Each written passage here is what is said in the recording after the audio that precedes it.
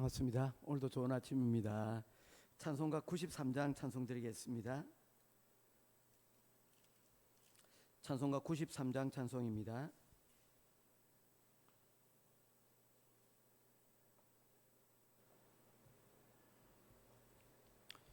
예수는 나의 힘이요 내 생명 되시니 구주 예수 떠나 살면 죄 중에 빠지리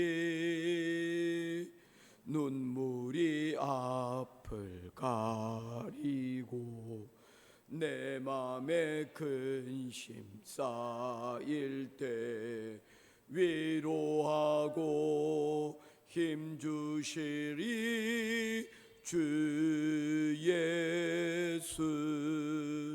예수는 나의 힘이요 내 친구 되시니 그 은혜를 간구하면 풍성히 받으리. 햇빛과 비를 주시니 추수할 곡식 많도다. 귀한 열매 주시는 이 주 예수. 예수는 나의 힘이요 내 기쁨 되시니 그 명령을 준행하여 늘 충성하겠네. 주야로 보호하시며 바른 길 가게 하시니 의지하고 따라갈 이 주 예수. 예수는 나의 힘이요 내 소망 되시니 이 세상을 떠나갈 때 곧 영생 얻으리. 한없는 복을 주시고 영원한 기쁨 주시니 나의 생명 나의 기쁨 주 예수. 아멘. 찾으실 하나님의 말씀은 신약성경 요한복음 제6장 말씀입니다. 요한복음 제6장 1절에서 15절까지 말씀 보도록 하겠습니다. 요한복음 6장 1절에서 15절까지 말씀입니다. 한 절씩 교독해 보겠습니다. 그 후에 예수께서 디베랴의 갈릴리 바다 건너편으로 가시매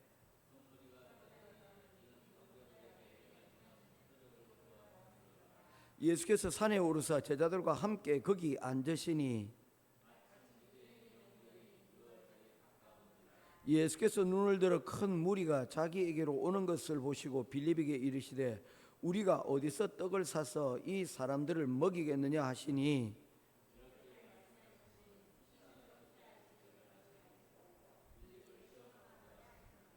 빌립이 대답하되 각 사람으로 조금씩 받게 할지라도 200데나리온의 떡이 부족하리이다.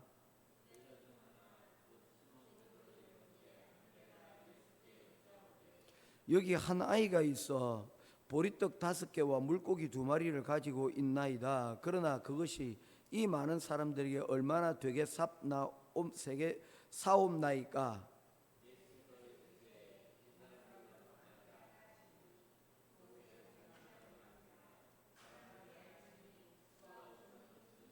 예수께서 떡을 가져 축사하신 후에 앉아 있는 자들에게 나눠 주시고 물고기도 그렇게 그들의 원대로 주시니라.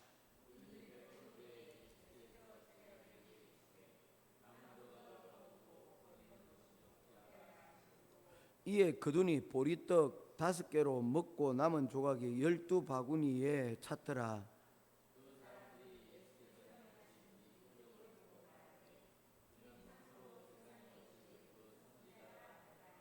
15절은 같이 보겠습니다. 그러므로 예수께서 그들이 와서 자기를 억지로 붙들어 임금으로 삼으시는 줄 아시고 다시 혼자 산으로 떠나가시니라. 아멘. 어떤 신실한 집사님이 매일 새벽마다 교회에 나와서 기도했습니다. 하나님, 저희 집안의 형편이 좀 좋지 못합니다. 로또 1등 한 번만 당첨되게 해주세요. 정말 주를 위해서 귀하게 쓰겠습니다. 형편도 어렵고 그리고 뜻도 좋습니다.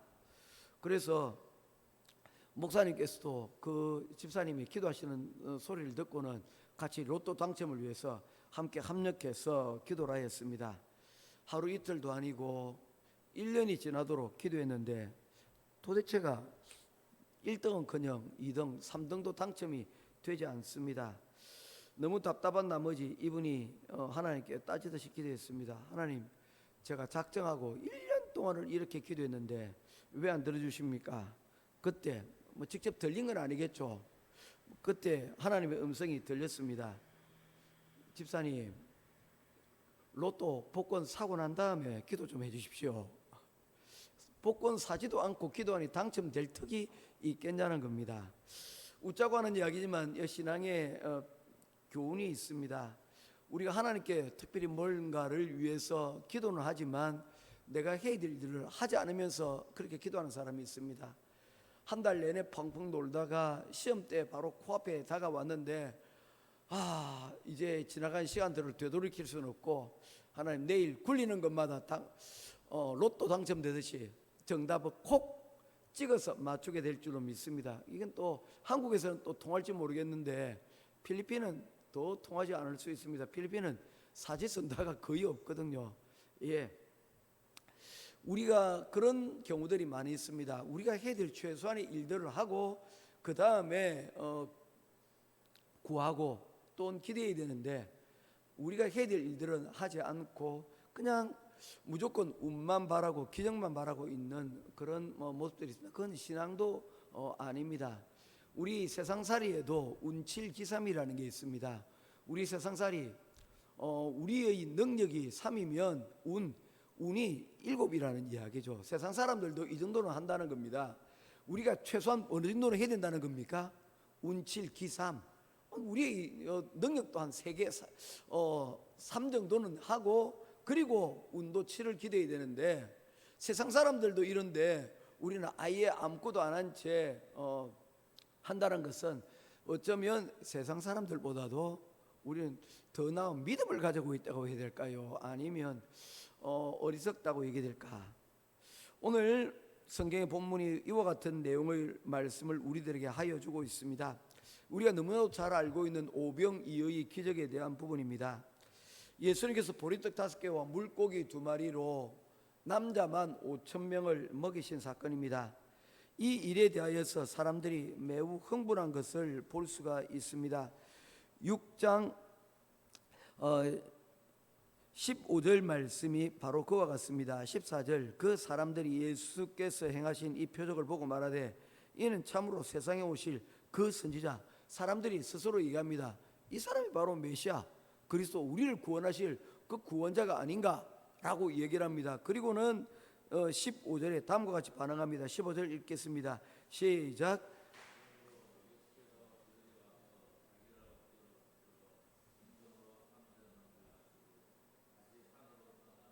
아멘. 여러분, 지금 이 시대가 어떤 시대입니까? 지금부터 약 2000년 전의 시대입니다. 지금 또 우리에게 뭐 이런 일들이 있지 않습니까? 야, 이거 대통령은 출마해라 하는 이야기 뭐 할 수 있죠. 예, 뭐 꿈은 말은 자유로우니까요. 그런데 2000년 전, 지금부터 약 200년 전, 150년 전만 하더라도 만약에 누군가 임금을 삼으려고 하면 그거 어떻게 됩니까? 대역 죄인이 됩니다. 그렇지 않습니까? 지금 시대하고는 다릅니다. 그런데 하물며 2000년 전입니다. 이 당시 또 어떤 상황입니까? 유다가 아닌 로마의 식민지로 있는 그런 상황이지 않습니까? 그때 왕으로 모신다고 하는 것은 이것은 더 크나큰 문제가 될 수가 있는 상황입니다. 이것을 구체적으로 그들이 혁명을 일으키기 위해서 또는 반역을 일으키기 위해서 어떤 체계적인 준비를 하고 있는 것이 아닙니다. 이 정도로 이들의 마음이 어떻게 있다는 것입니까? 흥분되어진 그런 상태라는 것입니다. 야, 이 사람을 우리가 왕으로 삼는다면 이 사람이 우리에게 이와 같은 노력하지 않아도 우리가 이 사람 뒤만 따라만 먹고 살 걱정은 없겠다라고 생각을 하게 된 것입니다. 그들은 바로 이 예수님을 통해서 로마의 정치적인 문제도 풀고 먹고 사는 경제의 문제도 풀 수 있을 것이라고 그들이 생각을 했다는 것입니다. 그런데 그들의 생각은 그냥 그대로 오산비행장, 착각이라는 것입니다. 오산이었다는 것이죠. 예수님은 그들의 경제적인 문제, 정치적인 문제를 해결해 주시기 위해서 오신 것이 아니기 때문입니다. 예수님께서는 우리의 영적인 문제를 해결해 주시기 왔는데 이것이 그 무엇보다도 중요한 우리가 우선적으로 해결해야 될 문제이기 때문입니다. 마음에 답답한 문제를 해결하지 않고 아무리 좋은 침대에 누웠다 한들 제대로 잠을 이루지 못하는 것과 같다는 것입니다. 마음을 일단 진정하고 마음이 편안해져야 그 다음에 육신의 평안도 따라오게 되어진다는 것이죠. 자, 예수님께서 이들에게 이 양식을 베풀어 준 것이 무엇 때문입니까?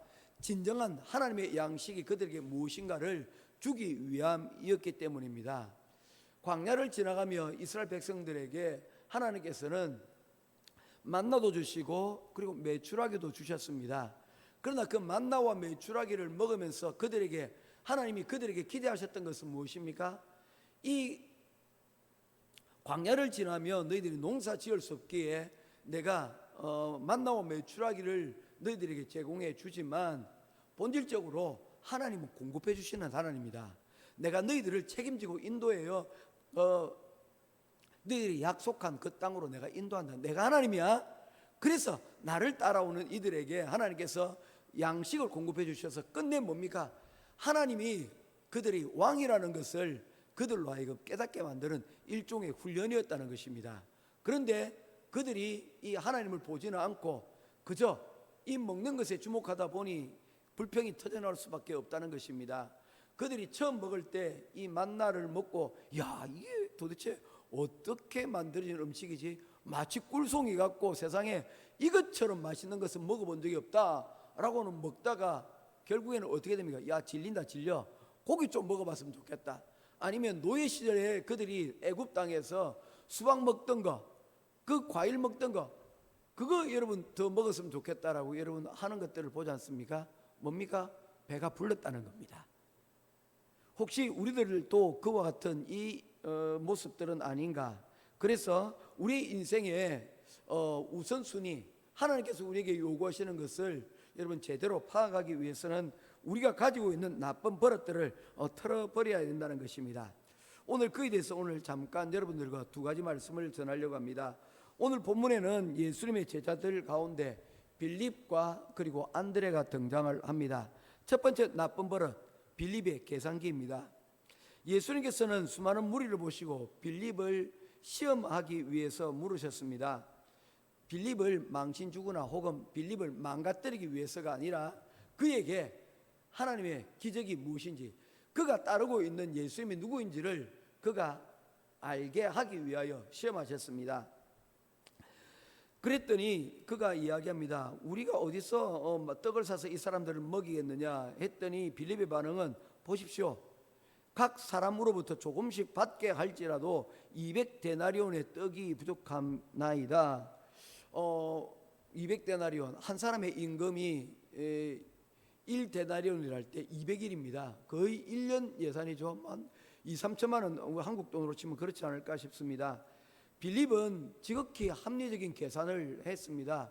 5천 명이나 되는 사람들, 이 사람들 다 먹이려면 남자 어른들만 5천 명인데 대략 한 15,000명, 2만 명 정도로 생각을 하지 않겠습니까? 이 사람들 먹이려면 한 2천만 원 정도는 필요할 것 같습니다. 거의 계산기가 여러분 작동을 하기 시작을 했습니다. 계산하는 버릇이 있었기 때문입니다. 그는 합리적이고 그리고 이성적인 사람이었습니다. 상황 판단이 빠른 사람이었습니다. 그런데 그의 계산에 한 가지 빠져있는 변수가 있었습니다. 무엇입니까? 예수님이 함께 계셨다는 것을 그가 계산에 넣지 못했다는 것입니다. 세상의 셈법으로 보면 200데나리온이 없이는 불가능한 게 맞다는 겁니다.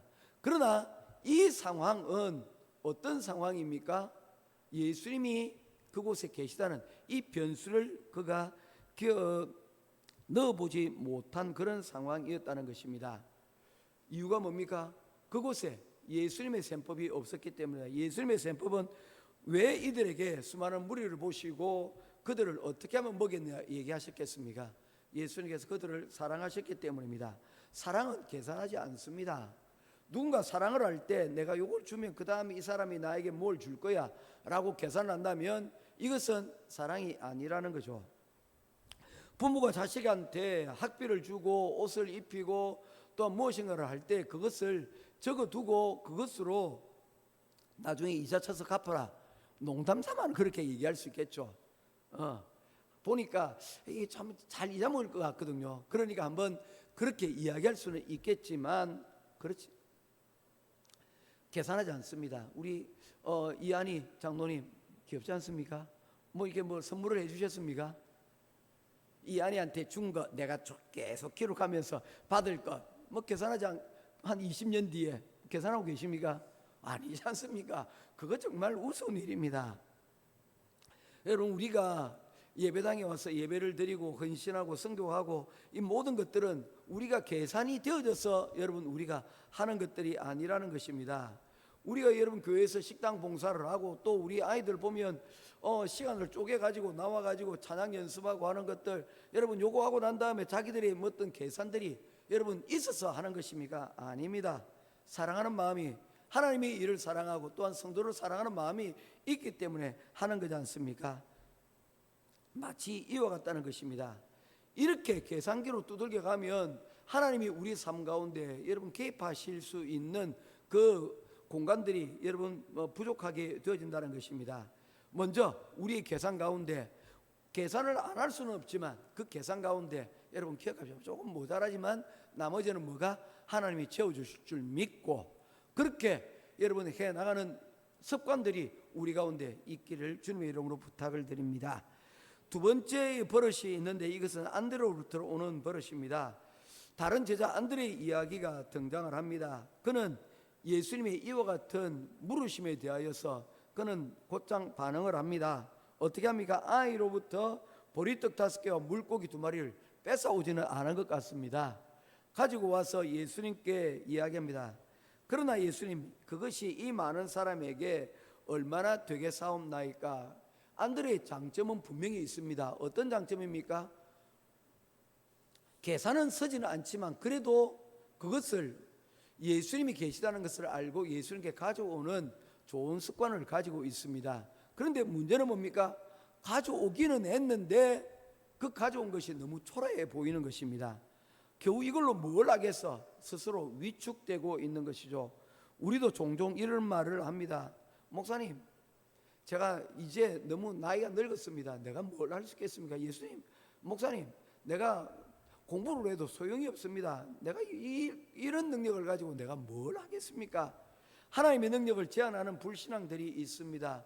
어떻게 보면 겸손한 것처럼 보이지만 겸손이 아니라 나 자신을 너무 초라하고 위축되게 만들어 버린다는 것입니다.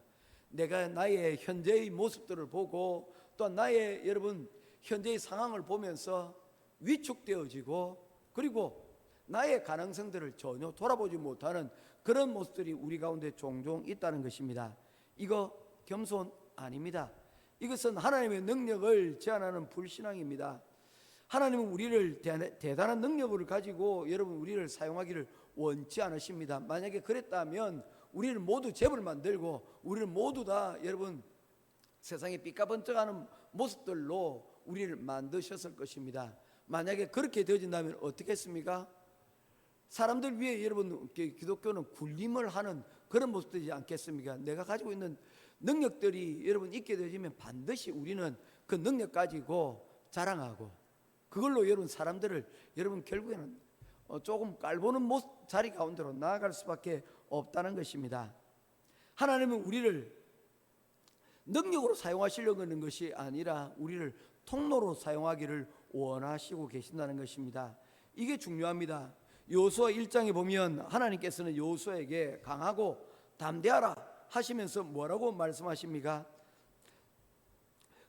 하나님께서는 이 여호수아로 하여금 이 여호수아를 통하여 약속의 땅 가나안 땅을 차지할 수 있도록 만들어 주시겠다라고 이야기하시는데 그의 능력이 아니라 하나님께서 주시는 능력으로 그 일을 수행하는 통로로 이 여호수아를 사용하여 주시겠다라고 말씀하고 있는 것입니다.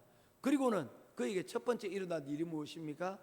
바로 이 여리고성 이야기가 등장을 하고 있지 않습니까? 여리고성 들어가기 전에 앞서 그들이 그 길갈이라는 곳에서 할례를 하였습니다. 여러분 전쟁을 앞두고 있습니다. 그리고 이 전쟁이 상대가 만만치 않습니다. 여리고라는 강력한 성읍이 있었습니다. 어떻게 해야 됩니까? 전쟁을 위해서 칼을 갈고 닦아야 되지 않겠습니까? 그런데 그들은 그곳에서 할례를 하였습니다. 할례라는 것은 우리가 알다시피 여러분 쉽지 않은 일입니다. 남자들이 힘을 쓸 수가 없어요.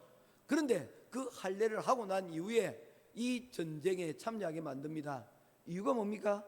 이 전쟁은 하나님께서 이끌어 가시는 전쟁이고 너희들은 이곳에서 하나님이 어떤 일들을 하시는지 그것을 지켜보는 바로 통로가 되기를 그리고 증인이 되기를 원하셨기 때문입니다. 재판은 누가 합니까? 우리를 대신해서 변호사가 합니다. 누가 합니까? 판사가 내리지 않습니까? 우리는 그 믿고 그 가운데 나아가면 되는 것입니다. 그것이 바로 우리의 일이라는 것입니다. 우리가 성도가 되었다는 것은 예수님을 변호사로 믿고 하나님께서 올바른 판결하실 줄 믿고 그 가운데로 나아가는 것입니다. 내까지께 무슨 도움이 되겠어? 내가 뭘 할 수 있겠어? 스스로 제한하고 스스로 제약하고 그렇게 함으로써 하나님의 능력을 오히려 제한을 할 수 있는 것이 될 수 있다는 것을 기억하시고 또한 우리의 이와 같은 겸손이 아닌 이런 제한된 마음들이 하나님의 은혜의 자리 가운데로 나아가지 못하는 일이 없기를 주님의 이름으로 부탁드립니다. 이제 말씀을 맺기를 원합니다. 오늘 우리 삶을 가만히 들여다보면 미래에 대한 걱정들 그리고 노후에 대한 계산들로 많이 있는 것을 보게 됩니다. 내가 지금까지 모아놓은 것이 많이 없다라고 여러분 생각될 때가 많이 있습니다. 그래서 빌립처럼 혹은 안드레처럼 위축되거나 계산기를 두들기면서 답이 없는 일들을 여러분 계속해서 찾아가고 있습니다. 마치 어떤 이들은 또 부자처럼 내가 이 많은 재산을 모아놓았으니 이제 앞으로 나의 삶은 어떻게 살아갈까 하면서 그렇게 살아가고 있는 사람들도 있습니다. 그러나 말씀하십니다. 내가 오늘 내 생명을 취하면 너의 그 계획하였던 것들이 어떻게 되겠느냐.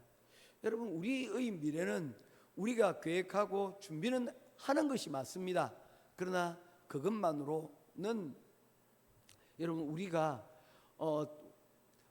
완전한 준비를 해낼 수가 없습니다.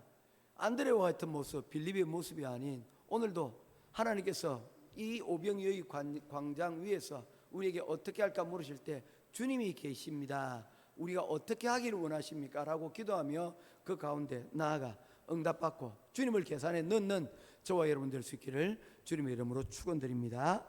기도하겠습니다. 고마우신 아버지 하나님 은혜와 사랑을 감사를 드립니다. 우리에게 하나님의 은혜를 입으면서도 한 가지 나쁜 버릇이 있습니다. 어떤 때는 너무 계산이 복잡해하고 예수님 없는 계산을 하며 또 혹은 예수님이 계시다는 것을 알면서도 예배에 참여를 하고 하나님을 믿고 기도하면서도 스스로 나약해지고 할 수 없다라고 그 자리 가운데 머물러 버리는 것입니다. 하나님 오늘 이 시간 우리의 이러한 연약한 모습들을 주님 불쌍히 여겨주시고 오늘 우리에게 주시는 이 하나님의 말씀으로 인하여 하나님 다시금 주님 앞에 우리가 말씀 가운데 세워질 수 있는 우리들이 되어질 수 있도록 도와주시옵소서. 오늘도 우리 힘겨운 하루들을 살아갑니다. 때로는 눈물을 인 하루의 시간들을 살아갑니다. 어쩌면 또 여유 있는 하루의 시간들을 하나님 보냅니다. 그 모든 것 가운데서 하나님 꼭 기억할 것은 예수님을 계산해 넣고 우리가 예수님과 함께하는 그 순간에 결코 약하지 않다는 것을 우리가 기억하고 주님을 계산해 넣고 주님과 더불어 오늘 하루도 동행할 수 있는 믿음의 귀한 하루가 되어질 수 있도록 하나님 함께하여 주시옵소서. 오늘도 귀한 은혜 가운데 하나님께서 우리를 붙드시고 이루어 가실 줄 믿고 우리 주 예수 그리스도 이름으로 간절히 기도드리옵나이다. 아멘. 하늘에 계신 우리 아버지여, 이름이 거룩히 여김을 받으시오며 나라의 임하옵시며 뜻이 하늘에서 이룬 것 같이 땅에서도 이루어지이다. 오늘날 우리에게 일용할 양식을 주옵시고 우리가 우리에게 죄 지은 자를 사하여 준 것 같이 우리 죄를 사하여 주옵시고 우리를 시험에 들게 하지 마옵시고 다만 악에서 구하옵소서. 대개 나라와 권세와 영광이 아버지께 영원히 있사옵나이다. 아멘.